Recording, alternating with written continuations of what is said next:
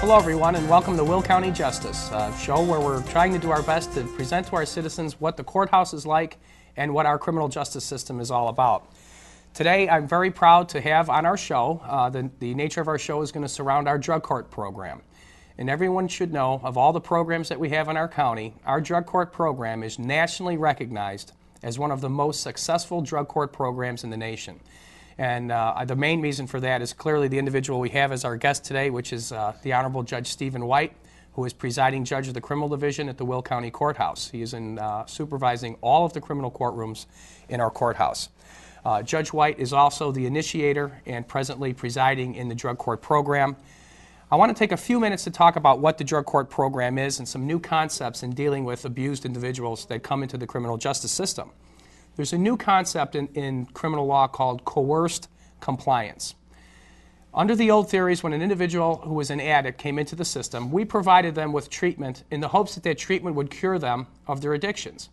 What we learned through the years, though, is that simply providing treatment for someone does not usually work.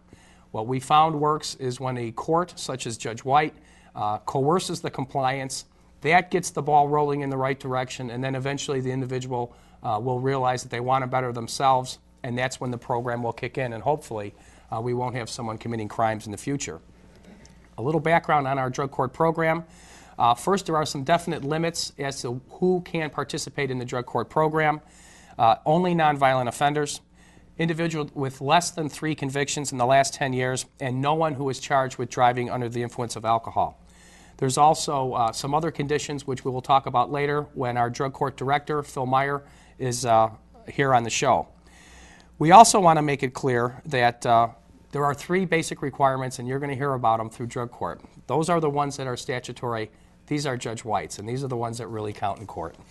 You have to stay clean, you have to complete your treatment, and you have to get a job or go into school.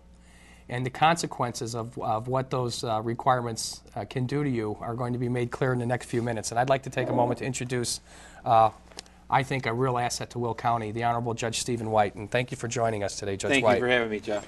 Judge, I'd like to take a few minutes to ask you, could you tell the citizens a little bit about your background?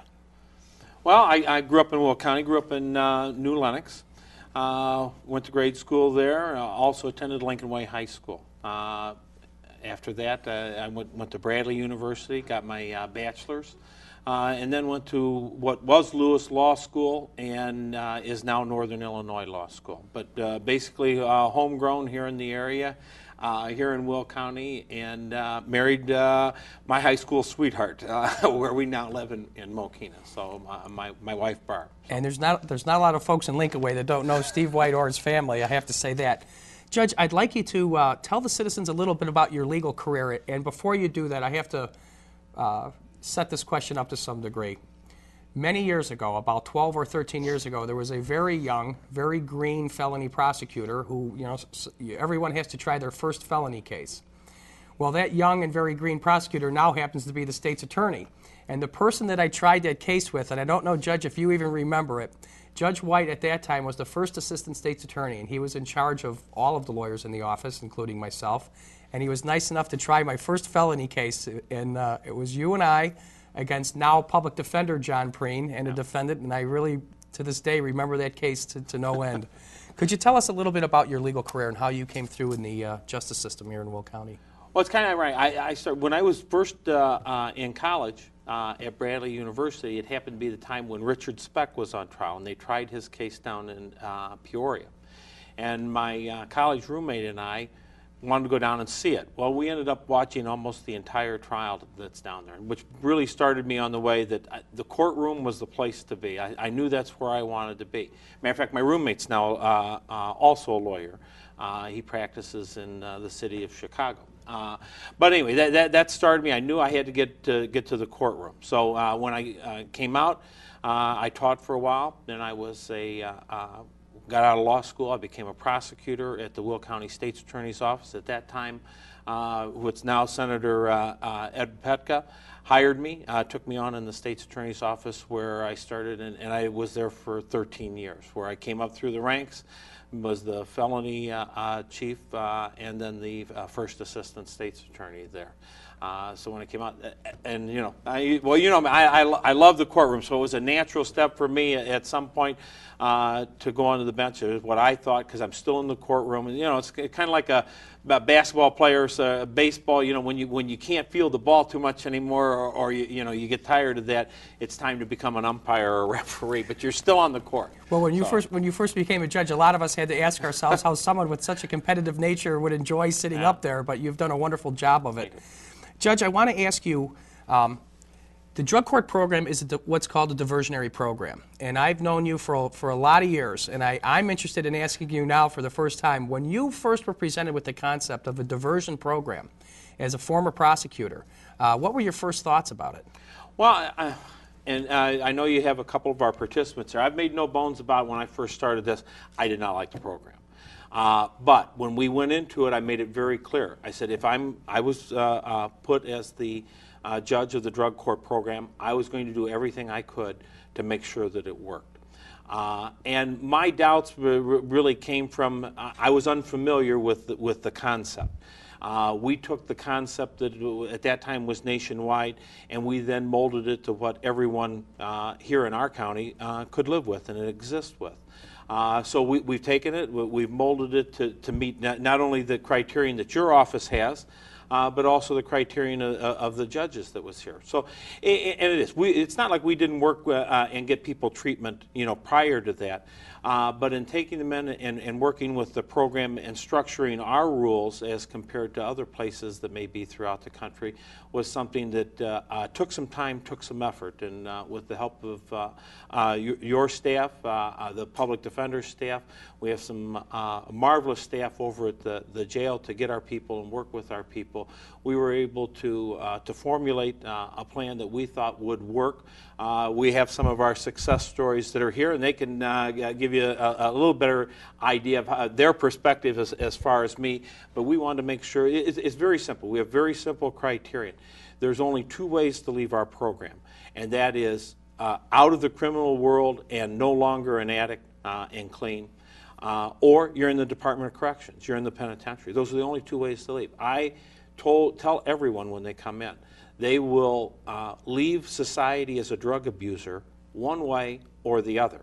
Now that choice, if they're accepted into the program, will then become theirs.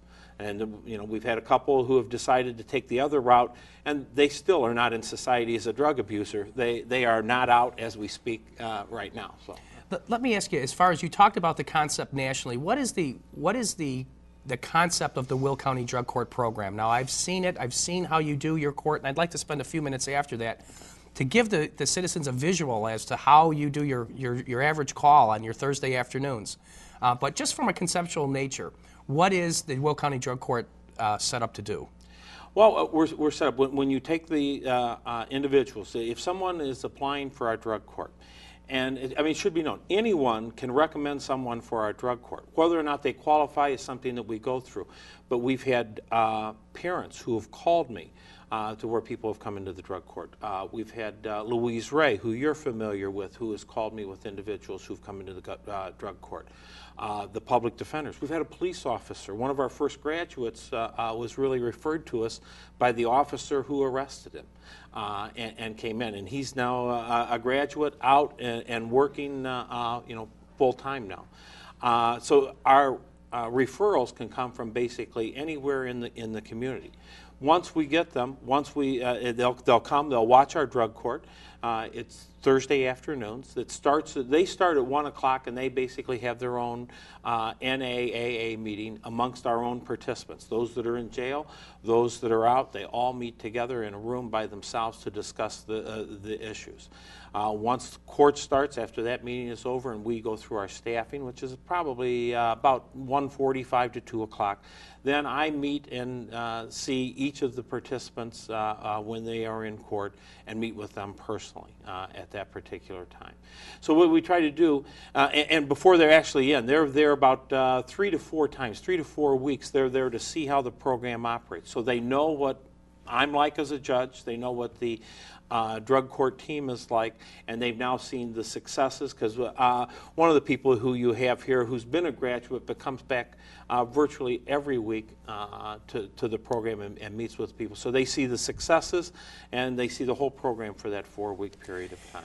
I want to ask you a question. And sitting up on the bench during the drug court, the 1:30s on Thursday, is there a point in time in your mind when you're sitting up there where you can actually begin to feel the person shift away from the drugs and to begin to voluntarily cooperate in the system? And I'm just wondering, as a follow-up question, how does that make you feel when you actually can begin to feel the change happening, and it's not you doing it anymore, it's maybe the person themselves coming around? Well, you can see it. I mean, one of the first stumbling blocks that we had to overcome is a lot of people don't think that the court's going to do anything. All right. So in other words, once they come in, once they find out that I take immediate action. There's no pauses, there's no anything. We demanded our participants get GEDs if they do not have a high school diploma. So they're in studying, they're in treatment, everything is, and any rule violation, when they see me during that week, I can take any action that might be there. A lot of times we have people, we've had some high school students who, if they got a detention at school, I put them in the Will County Jail. They would get out of jail at 5:30 in the morning, go to the train station or the bus stop, get on a bus, go to school, come back, and they would go back into the jail. And what we saw there is we saw some people whose grades when they first started in the program may have been D's and F's, and you'd be surprised how quickly that grade point, that average can raise when they have all that time to study and to get out. So when you see them once a week, and that's really the crux of it early on, is I see all of the people once a week, where I can then talk to them. It's a very short time, so there's not much time for anything to go wrong in that 1 week period of time. Whereas a lot of times in a regular courtroom, you might have a case up one time and you might have a 6-week continuance until the next time that you see the individual. Right. Here we see them each and every week. Plus they're tested. They're tested randomly, and then they're tested each week too. So there's continuous drug testing all through the program. Correct. And that's how. And what happens when someone comes up with drugs in their system? They're immediately incarcerated. Okay. Immediately. We've had some who have come in before they've even been accepted into the program. They come in, we test them. So let's say, for example, someone was referred to my court today. Next Thursday, when they would come in, they don't know it, but we would immediately test them. If they have anything in their system, any illegal substance, whether it be marijuana, cocaine, anything of that, they immediately go into the Will County Adult Detention Facility, where we then begin our dry-out period. Well, Judge, thank you very much, and I wanted to let everyone know what an asset we have in Will County, and Honorable Judge White, for coming in here and for doing this program. This is a guy, if we had a Vince Lombardi in our county, this would be it. We're very proud of you, Judge. Thank you so much for coming on. I appreciate you having me. We'll be right back.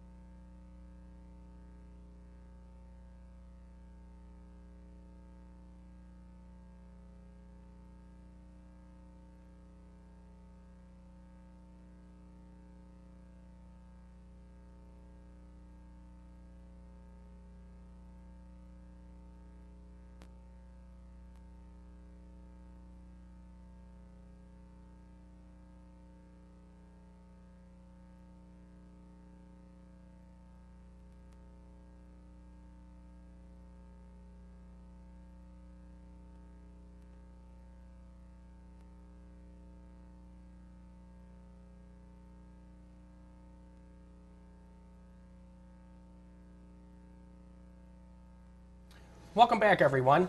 We have with us now some of the folks that make the drug court work, and someone who brings individuals to the drug court.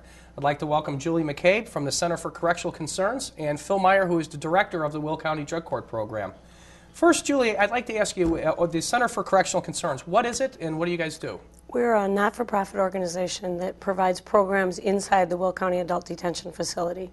We do the GED program, the substance abuse counseling, the grief counseling, any kind of chaplaincy. We offer the library, kind of any programs that need to be offered Okay, for the inmates in our jail. for the inmates in the jail. Okay, Yes. I'd like to ask you briefly, how do you utilize the drug court program in your work? Well, the inmates have something called an inmate request form. When they come in, they fill that out for the services that they need. I would say probably 90% of the inmates that come in, maybe more, have a drug problem. And one of the things they can ask for is alcohol and drug counseling. I go and interview them if they seem appropriate for the program, if they fit the criterion that you talked about before, in terms of 3 or less felonies, no violence. Then I have them fill out a drug court application, and I take that to Phil Meyer. Okay. How many people have you put into the drug court, would you think? I've lost count, dozens at least. Dozens of people, and mostly success stories, I take it. Yes, they are. Can you see things improving in the jail as you visit with them in the jail? I think so. It would be nice if we had more room so we could kind of put them all in one spot, but you can definitely see a change in their personalities as they start to take control of their lives and see good things start to happen. And it's nice to have them come back afterwards and say thanks too. Okay, now you indicated that you give the applications to Phil Meyer. And Phil, you are our director of our Will County Drug Court program? Yes, I am. Okay, could you tell our citizens a little bit about your background? I started out in counseling people with drug problems back in 1980 with the Department of Veterans Affairs, and I've worked with veterans with drug problems and other mental health issues for about the last 20 years. So you're a certified addicts, a treater of addicts, is that correct? Well, I'm a licensed clinical social worker working with Okay, now you've been treating addicted individuals for about 20 years. 20 years, right. So this is the first time in the history of our drug court program we actually have a treater involved in running the program. That's right. Now, I'd like to ask you to tell our citizens a little bit about some changes that you've made since you came into the drug court program. What changes have you made? Well, other than the 3 things that you mentioned, 2 things that we looked at was that many people were coming into drug court that maybe were referred there that were actually dealing drugs rather than not users. So we tried to eliminate those people from our program because basically you have a captive audience there. And the other one are people that do things like residential burglaries, which we consider to be somewhat of a potential violent crime.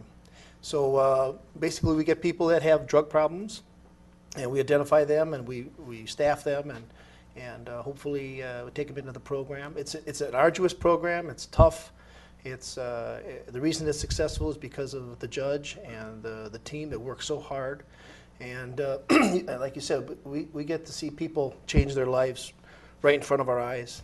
I'd like you to tell us briefly the regiment. All right, you've got a person who comes in charged with a crime. He decides he goes through Julie and decides to go through the drug court program. What's going to happen to that guy? Or that lady? What's going to have to happen? Well, the first thing that happens is that they need to get into treatment because of the drug mentality, which is abusing drugs, buying drugs, abusing drugs, getting a whole life of drug abuse. It takes a while to start to cut that back and start to think about other things other than drugs. Get their life back, get their families back. The community benefits, everybody benefits. Okay, let me ask you briefly if you could tell us. You've been drug court director for quite some time now. Tell me about how it feels when the success stories happen. I mean, how does that make you feel personally? Well, just to see that on their face. I mean, you'll see a couple of people here who have literally turned their lives around. For the drug court team, you can't get a better high than us. You can ask Judge White that too. I mean, it's an emotional high for all of us, and we clap and people cry, and it's quite something. Especially at graduation, you've been at graduation, you know what it's like. Even people that don't even know anything about drug court come to graduation, and they cry. Everybody's, it's like a big family. And along the lines of it being a family, I take it, does it have an impact on everyone when someone comes back and does end up having tested positive for narcotics? Oh, and the reason that we have them come back is to show everybody that's in drug court that this is possible, that you could relapse and get yourself back into that kind of situation. So it's very powerful. I want to ask you one last question briefly. We have about a minute to go here. Now, you've been doing treating for 20 years. Could you tell our citizens a little bit about how now being in charge of the drug court, how our drug problems or the type of narcotics involved have changed over your 20 years of treatment?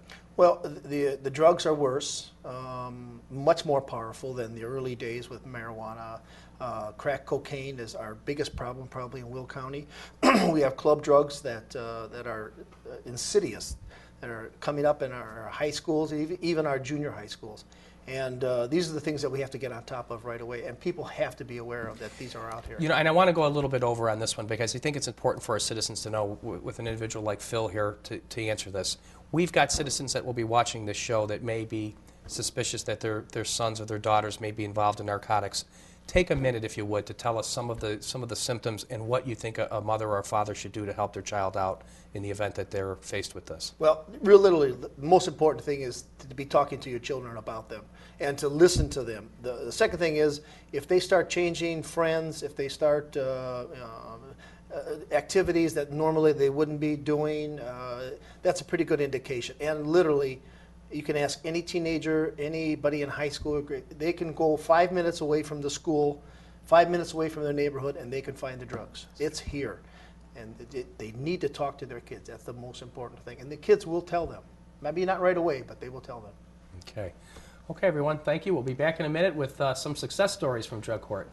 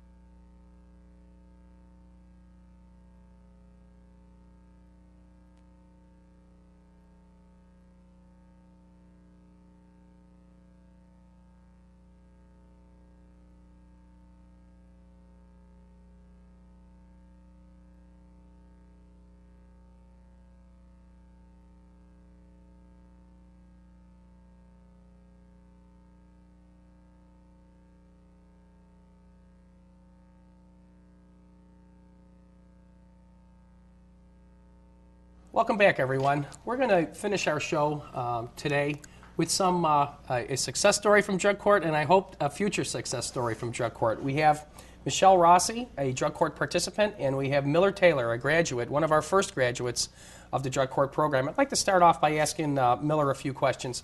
Miller, how did you end up to come into the drug court program? I was arrested by the Will County Police Department for possession of cocaine. Okay, now you, how long have you been involved in narcotics or were addicted to narcotics? I started drinking alcohol in around 53, and I started doing drugs somewhere around 62. So almost 30 years. Right, almost 40 years. Almost 40 years. Now, let me ask you a question. Now, you're first coming into drug court. You're offered this new program, which the county had, and you decided to go into it. When you were first confronted with Judge White in the drug court program, what were you thinking? Thought he was the meanest man in the world. The meanest man in the world. I hated him. Okay, and tell us how that changed. Well, after being there for a while, I started to listen at him talk and how he handled the people in the drug court program, and I realized that this man had a heart and he cared about what happened to the people that was involved in the program. Miller, let me ask you this. How long has it been since that first day in drug court? I don't remember the date, but it's, my first day in there was sometime in 2000, April or May in 2000. Okay, let me ask you, our citizens are out there watching now. Let me ask you, you're a person who's gone through and graduated our drug court program. How different is Miller Taylor today than he was back in that day in the year 2000 when you entered the program? Before I come into the program, you never found me home Fridays and Saturday nights. And today, most Friday and Saturday night around 10, 10:30, I'm on my knees praying to God. I think I have an idea of the answer to this question, but I want to give you the opportunity to say that. How much do you think Judge White had to do with the new Miller Taylor, the guy that's sitting here with me today? Had I not gone through drug court and experienced the life of a using addict in person, I never would have stopped using. I would be out there using drugs now. Now, you come to the drug court, sometimes to the court, and you come to the graduations. I've seen you there. Why do you keep coming back? Well, my hope is that I can influence at least one person into not using drugs. If I can, maybe that person can influence another person, and we have a lot of people off the streets and make a lot of drug dealers angry at us.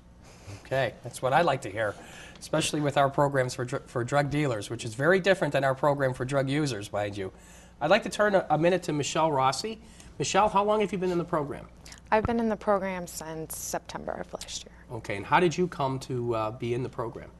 I was arrested for theft and forgery. I basically turned myself into the New Lenox police. Okay, now theft and forgery, that's an indication to us in the criminal justice system of a drug problem. People usually won't steal or forge other people's names if they're not doing it to obtain money, and a lot of times that's for narcotics. Was that the case with you? Yes. Okay.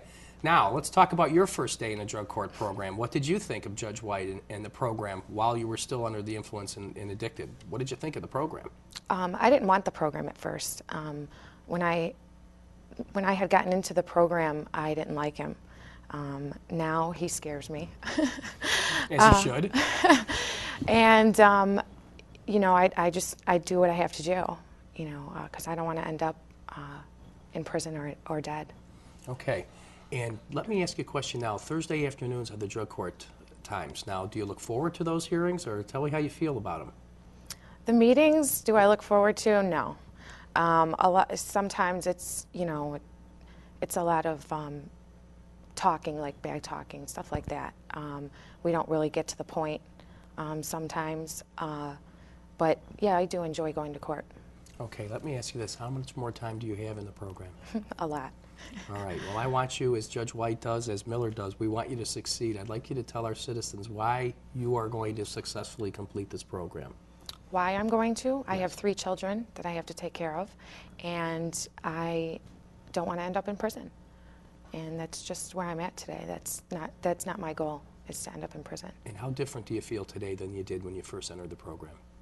Oh my gosh, my thinking is so much clearer than it was back then, and I'm a lot nicer to my family and friends. Okay, as a person who was an addicted parent, can you tell me how different are your children feeling towards you, or how do you feel towards them now that you're free of narcotics? I never stopped loving my children, but I left for months at a time. I wasn't just gone on a Friday or Saturday night, I was gone for months. And my children do not live with me. I've lost custody of my children, but I see them every other weekend. Okay. I'm going to ask you, Miller, to close with one question for you. There's going to be someone out there who's going to be watching this show right now who is addicted to narcotics, who maybe in their quiet moments want to change themselves. I'm going to ask you, sir, could you please send that person a message for us? What should they do from the position you're in right now to get their lives in order? My theory is that they should get treatment from somewhere. And even if they don't have a criminal record thus far, they can come to the drug court program and talk to Judge White. And Judge White will show them the way that they can clean their lives up. And incidentally, before I get up, I want to tell Judge White that I love him very much.